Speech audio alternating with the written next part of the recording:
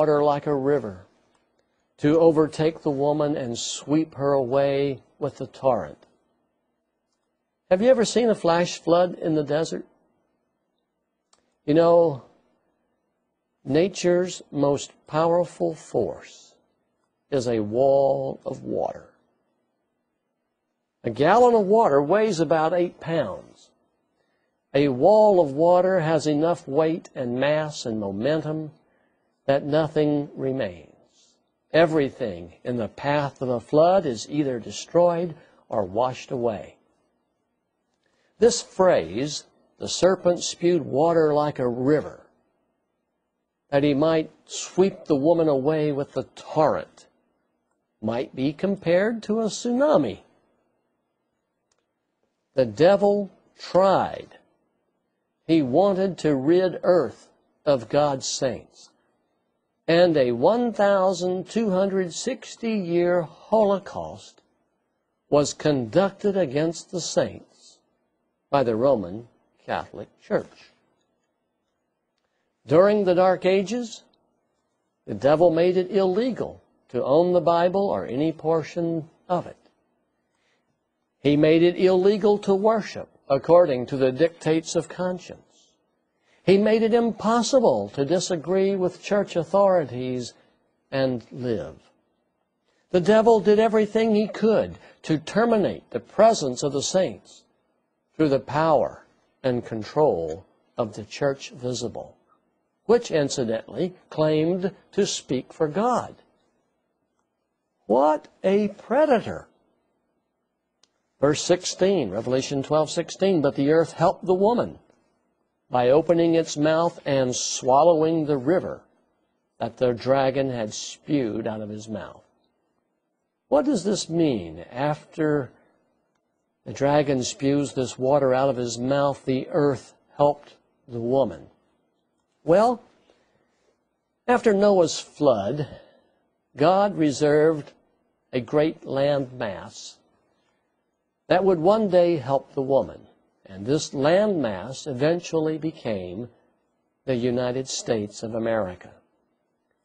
Near the end of the 1,260 years of persecution in 1798, God raised up the United States. He gave this nation a new form of government. Our government was unlike anything Western civilization had seen. This new government was born just 22 years earlier in 1776, when the Declaration of Independence was signed. God, working through honest, intelligent, and spiritual men, gave this nation a Constitution and Bill of Rights never before seen. God did not merely do this for the benefit of those who would live in this nation. Oh, no. God established the United States for a larger purpose. God planned that this Protestant nation would tear down the veil of darkness which Catholicism had put around the Bible. God wanted Bible truth to shine throughout the world. And God needed a variety of people to translate and distribute the Bible to the four corners of the earth. If you will recall our study on the first three seals, this is the time frame when the first three seals were opened. In years past, the United States has sent out more Christian missionaries, published more Bibles, and carried the gospel of Jesus Christ farther than all other nations on earth combined. In years past, this wealthy nation has given more generously to spreading the gospel of Jesus than all other nations combined. So the earth helped the woman. The New World, as the United States was called in those days. When the French Revolution terminated the power of the papacy over Europe and Europe was left in shambles, God had a place, a spot of ground, ready to receive those who wanted to own their own Bibles and to read them, and a place prepared for people who wanted to worship according to the dictates of conscience. Millions of Protestants immigrated to the United States of America to experience the joy of religious freedom. Again, the point here is that earth helped the woman. It helped the saints. And the United States became a powerful influence for good upon the world for a period of time. But alas, those days are over. They're in the past. The United States is no longer a Protestant nation. Protestants are no longer a majority here. The nation, the United States, is in decline, rapidly declining. Many of its leaders, political and religious, have become corrupt. The love of money has replaced love for God and man. Integrity is missing. Honesty and transparency in business and government is fading fast. This country has lost many of its international friends. It has squandered much of its wealth. And soon, I believe, it will be a bankrupt nation, both morally and financially.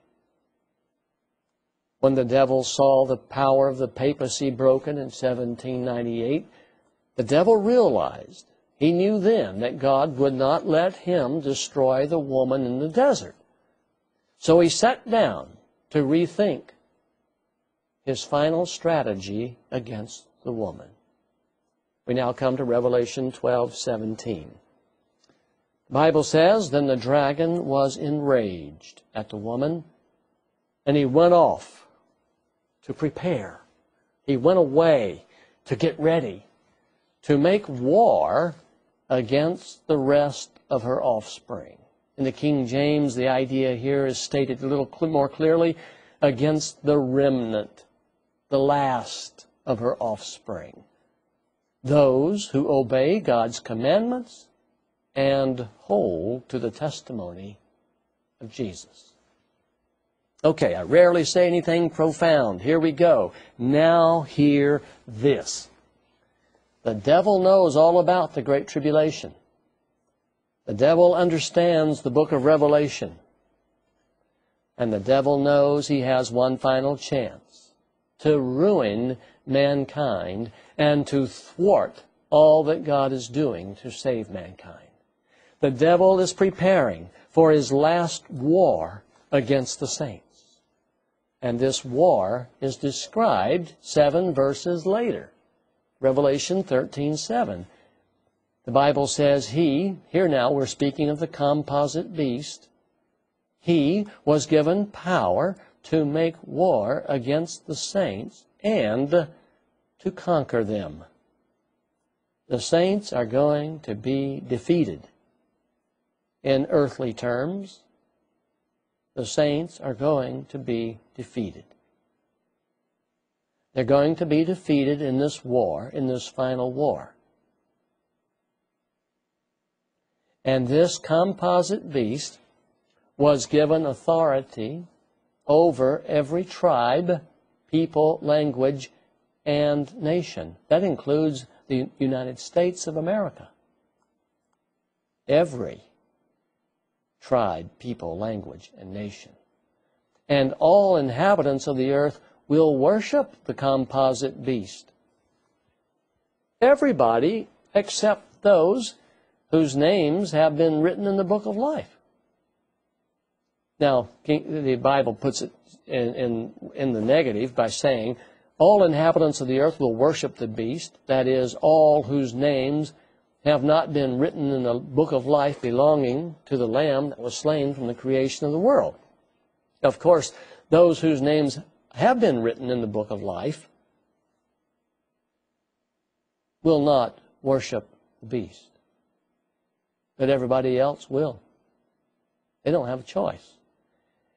And the reason they don't have a choice is because they don't have the faith to make the choice.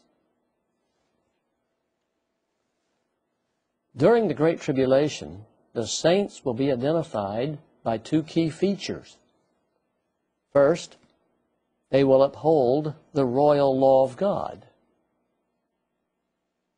Remember Revelation 12:17?